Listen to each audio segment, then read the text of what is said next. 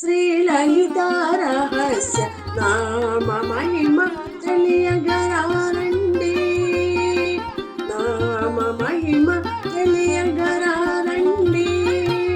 శ్రీలలిత రహస్య నామ మహిమ తెలియగరారండి.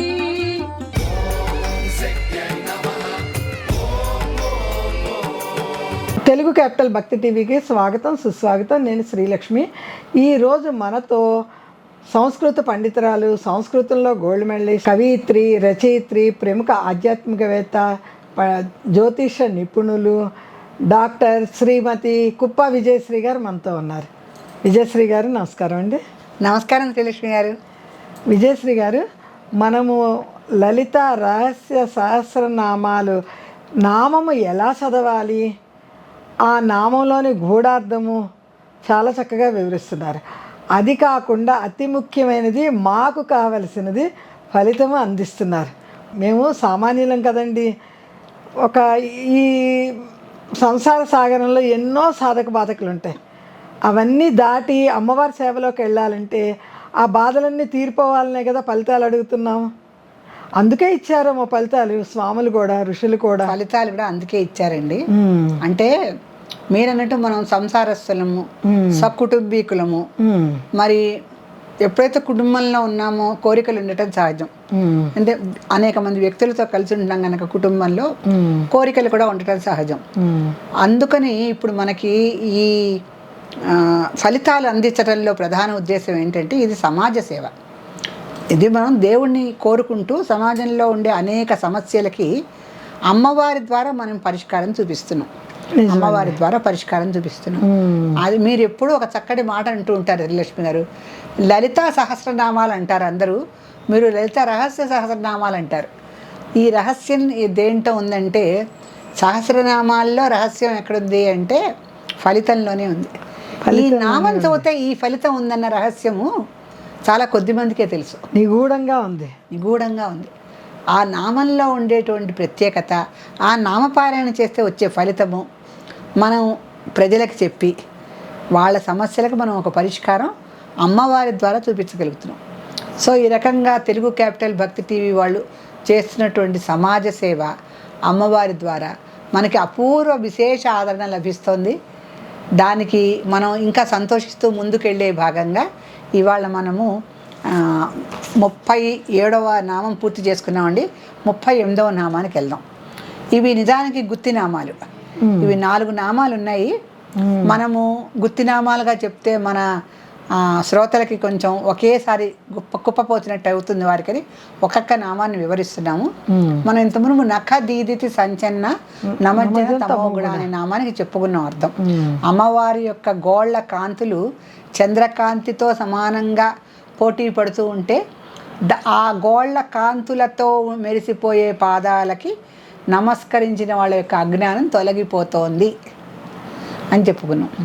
అంటే అమ్మవారి పాదాలకి నమస్కరించడం ఒక ఎత్తు అయితే, గోళ్ళకి నమస్కరిస్తాం. ఆ పాదాలు ఎలా ఉన్నాయంటే చంద్రకాంతులతో పోటీ పడేటువంటి తెల్లని గోళ్ళు మెరిసిపోతున్నాయి. అమ్మవారి గోళ్ళు అంటే నఖ సౌందర్యం అదంతా. ఆ గోళ్లకు ఉండేటువంటి చంద్రకాంతులతో మెరిసిపోతూ ఉంటే పాదాలు, అటువంటి పాదాలకు నమస్కారం చేసిన భక్తులకి తమోగుణం నశించిపోతూ ఉంటారు. అంటే తమోగుణం అంటే ఉత్తమము, మధ్యమము, అధమము అని చెప్పుకుంటాం మనం. అలాగే సత్వరజస్తమో గుణాలు ఉన్నాయి. సాత్విక గుణంలో మంచితనం ఉంటుంది, రజోగుణంలోనేమో కోరికలు ఎక్కువ ఉంటాయి, తమో గుణంలో హింసా గుణం ఉంటుంది. ఆ హింసా ప్రేరితమైనటువంటి గుణాలని నశించిపోతాయని మనం కిందటి నామంలో చెప్పుకున్నాం. అంటే ఇప్పుడు హింసతో కూడుకున్నటువంటి సమాజంలోనే ఉంటున్నాం. ఎక్కడ చూసినా హింసే. భార్యాభర్తల మధ్య హింస, తల్లి పిల్లల మధ్య హింస. మనకు వచ్చేటువంటి చలనచిత్రాలు కూడా చాలా హింసాత్మకమైనవే మనం చూస్తున్నాం. వాటి మీద అవి మన మనసు మీద ఎంత ప్రభావం చూపిస్తున్నాయి. మరి చలనచిత్ర దర్శకులు, నిర్మాతలు ఏమంటున్నారంటే సమాజంలో ఉన్న వాటినే మేము చూపిస్తున్నాం అంటున్నారు. నిజమే కదా. ఇద్దరు నయమే, కోడి గుడ్డు లాగా వీళ్ళు చేస్తున్నారు, వాళ్ళు చూపిస్తున్నారు. అవునండి. చేసిన వాళ్ళకి లేని భయం చూపిస్తే మీకు ఎందుకు అంటున్నారు వాళ్ళు. అది అంటే సమాజంలో ఇంత హింస నడుస్తోందని తెలియని వాళ్ళు కూడా కొంతమంది ఉంటారు కదా.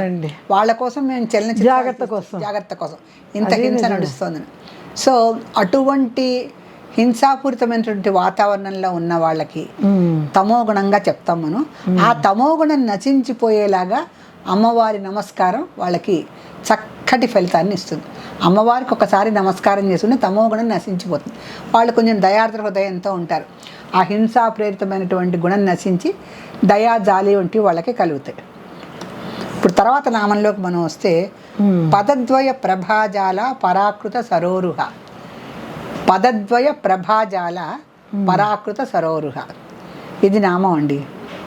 అమ్మవారి పాదాలు మంచి చంద్రకాంతులతో ఉన్నటువంటి గోళతో ఉండటమే కాకుండా ఆ రెండు పాదాలు ఎలా ఉన్నాయంటే చక్కటి వికసించినటువంటి అందమైన పద్మాల యొక్క సౌందర్యాన్ని ఓడించేలాగా ఉన్నాయి.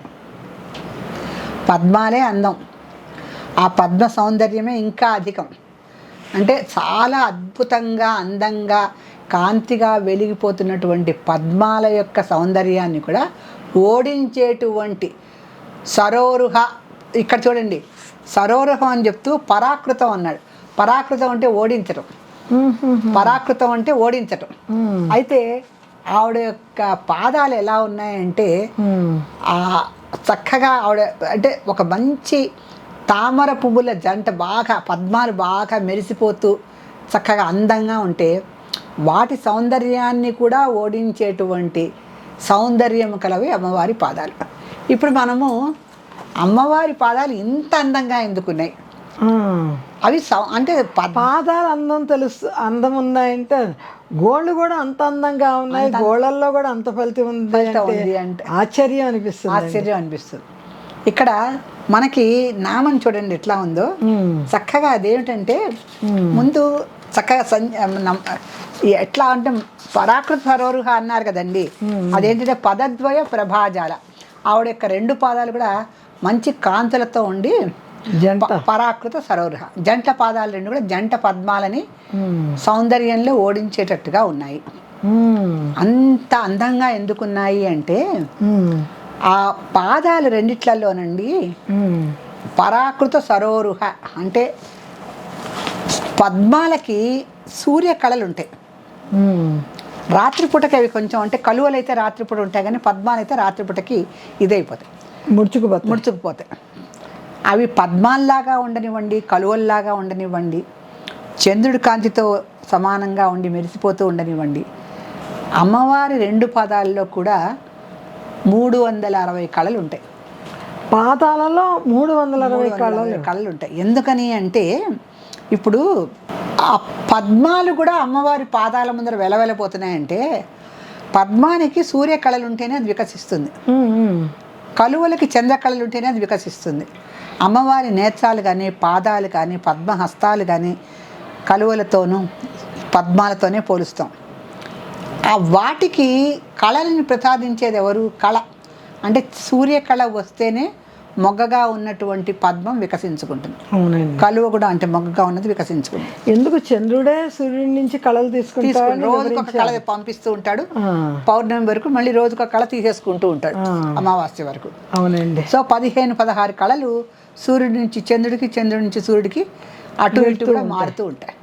ఇక్కడ 360 కళలు అంటే సోమ సూర్యాగ్ని లోచన అమ్మవారు. సోమ సూర్యాగ్ని, చంద్రుడి కళలు, సూర్యుడి కళలు, అగ్ని కళలు. అగ్ని కళలు కూడా మరి మధ్యలో అగ్నేగా అమ్మవారికి. ఒక కంట్లో చంద్రుడు చంద్రకళలు, ఒక కంట్లో సూర్యుడు సూర్యకళలు, ఒక కంట్లో ఒక అంటే భృకుటి మధ్యాహ్న ఇక్కడ త్రినేత్ర ఈ మూడో కంట్లో ఆవిడకి అగ్ని కళలు. ఈ మూడు కలిసి 360 కళలైనాయి. 360 కళలు. 360 కళలు ఎలా ఉన్నాయంటే సూర్య కళల్లో 120 కళలు ఉన్నాయి, చంద్రకళలు 120 కళలు ఉన్నాయి, అగ్ని కళలు 120 ఉన్నాయి.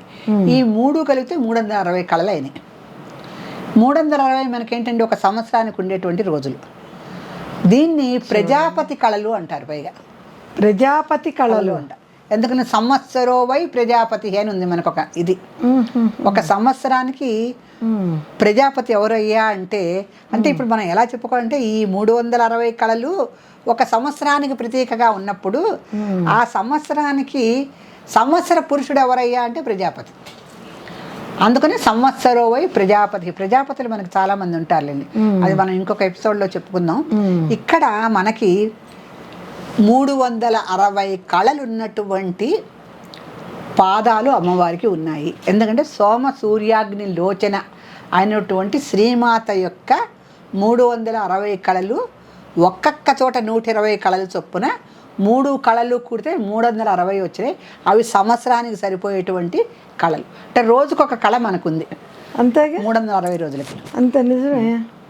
అంటే మన ఋతువులు మారుతుంటే అంతే కదండి. అంతే కదా, 120 కళ్ళు చంద్రుడివి. మనకంతా వర్షాకాలము, చలికాలము, ఇవన్నీ. ఎండాకాలం అంతా సూర్య కళలు. ఇంకా మండిపోయే కాలం బాగా వస్తుంది మనకి, రోహిణి కార్తె అగ్ని కళలు. ఇలా 120 కళలు సర్దుకొని ఒక కథ అంటూ మొత్తం 360 రోజులకి సర్దారు. ఇది అమ్మవారి పాదద్వయం. ఈ అమ్మవారి పాదద్వయంలో ఉండేటువంటి 360 కళలు 72,000 నాడుల్ని తడుపుతూ ఉంటాయటండి. మనలో ఉన్న నాడులు, మనలో 72,000 నాడులు ఉన్నాయి. అవును, చెప్తారు కదా.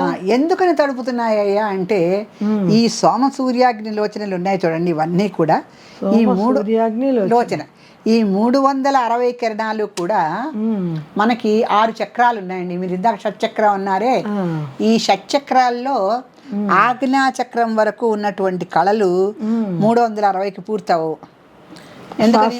శాస్త్రానికి వెళ్తేనే ఇక్కడ బ్రహ్మరంధ్రం కదా ఇది, ఈ బ్రహ్మరంధ్రంలో 360 కళలు ఉంటాయి. బ్రహ్మరంధ్రం దగ్గర 360 కళలు ఉంటాయి. అంటే ఈ 360 కళలు సాధకుడు షట్చక్ర ప్రయాణం చేయాలి, కుండలిని ప్రయాణం చేయాలి. మూలాధారము, మళ్ళీ స్వాధిష్టానము, మణిపూరము, అనాహతము, విశుద్ధి, ఆజ్ఞ, సహస్రం. ఇక్కడికి వచ్చేసరికి ఇతనికి సహస్రార చక్రం దగ్గరికి వెళ్ళేసరికి అక్కడ 360 కళలు కురిపిస్తున్నటువంటి అమృత వర్షపు ధారలతో సాధకుడి యొక్క 72 నాడులు తడిసిపోయి ఉంటాయి. ఆ అమృత ధారలతో తడిసినటువంటి 72 నాడులతో అతను తిరిగి పునర్జన్మ లేకుండా ఆ సహస్రార చక్ర ప్రపంచంలోనే ఉండిపోతాడు. సాధకుడు యొక్క ప్రయాణము, అతని నాడులు ఈ సోమ సూర్యాగ్ని లోచనైనటువంటి 360 కళలతో కూడుకున్నటువంటి ఆ యొక్క కళల ధార, అమృత కళాధారలతో తడిసి ఉన్నటువంటి సాధకుడి 72,000 నాడులు అతడిని సహస్రార సరోజాత వాసితాయే నమో నమః అన్న మనకు నామం వస్తుంది. ఆ సహస్రార చక్ర ప్రపంచంలో అతన్ని ఉండిపోయేలా చేస్తాయి.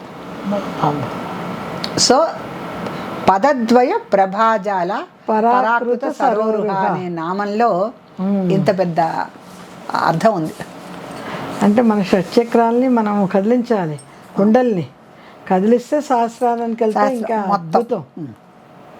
సాధకులు అంటే ఈ పాద దర్శనంతో మనకి 300 సంవత్సరానికి సరిపోయేటువంటి కళలన్నీ మనలో వచ్చి చేరతాయి. పాద దర్శనం అంతేగా మరి 2 పాదాల్లో 360 కళలు ఉన్నాయండి. 2 పాదాల్లో కలిపి 360 కళలు ఉంటే ఒక్కొక్క పాదంలో 180 కళలు ఉన్నాయి. ఒక్కొక్క పాదంలో 180 కళలు ఉన్నాయి. 180 360. అంటే ఈ 2 పాదాలని దర్శించినటువంటి సాధకుడి యొక్క ఫలితం ఎట్లా ఉందంటే అతను షట్చక్ర ప్రయాణం ద్వారా ప్రయాణించి సహస్రార చక్ర ప్రపంచంలోకి వెళ్ళిపోయి అక్కడ తన 72 నాడులని ఈ 360 కళలతో అలా తడుపుకుంటూ అక్కడే ఉండిపోయి పునర్జన్మ లేకుండా ఉంటాడు. అమ్మవారి పాద దర్శనం అనేది అంటే అవి ఎటువంటి పాదాలు? పరాకృత సరోరుహ, అందమైన పద్మాలనే ఓడించేటువంటి సౌందర్యం గల అమ్మవారి పాదద్వయాన్ని దర్శించిన వాళ్ళకి అజ్ఞానం పోతుందని మనం అసలు ఫలితం చెప్తున్నాం. మామూలుగా మన పుస్తకంలో మనం ఏం రాసామంటే ఈ నామానికి అజ్ఞానం తొలగిపోతుంది. అజ్ఞానం అంటే ఏంటి? కుటుంబంలో కొట్టుకుపోవడమే అజ్ఞానం. అవును కదా. సంసార పంక నిర్మగ్న సముద్రణ పండిత అమ్మవారు. ఈ సంసార పంకమే మనకి బాగుంది అనుకోవడమే అజ్ఞానం. దాంట్లోంచి బయటపడి అమ్మవారి పాదాలని ఆశ్రయిస్తే ఆవిడ మన సహస్రార చక్రానికి తీసుకెళ్తుంది. అక్కడ పునర్జన్మ లేకుండా చేస్తుంది. అందుకే అజ్ఞానం తొలగిపోతుంది ఈ నామం జరిగితే. ఈ నామాన్ని పారాయణ చేస్తే మనకి సంసారం మీద ఉండే వ్యామోహాలన్నీ తగ్గిపోయి జ్ఞానం అనేది మనకి జ్ఞాన కాంతులు అనేవి మన హృదయంలో ప్రవేశిస్తాయి. అటువంటి అద్భుతమైన నామం అండి ఇది. చాలా గొప్ప విశేషం అండి. చాలా శ్రీమాత్రే నమః. శ్రీమాత్రే నమః. విజయశ్రీ గారు, సదాశివ కుటుంబంలో ఈరోజు అమ్మవారు ఎవరింటికి వెళ్తుందో తెలియజేస్తారా? తప్పకుండానండి.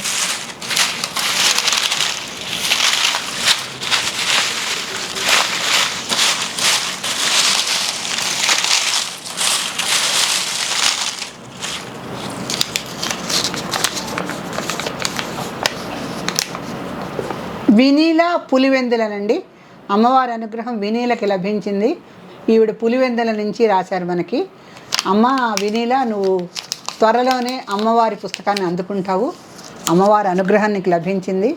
లాటరీలో మాకు రాలేదు అని ఎవరు కూడా అసంతృప్తితో ఉండద్దు. ఎంత త్వరగా వీలైతే అంత తొందరగా పుస్తకాలు పంపిద్దామనే ప్రయత్నం మేము చేస్తున్నాం. మాతో మీరు సహకరించండి. శ్రీమాత్రే నమః. వినీలా గారు, మీరు స్క్రీన్ పైన వచ్చే నెంబర్కి మీ పూర్తి చిరునామా, పిన్ కోడ్ నెంబరు వ్రాయండి. మీకు తొందరలోనే పుస్తకం అందుతుంది. శ్రీమాత్రే నమః. శ్రీమాత్రే నమః.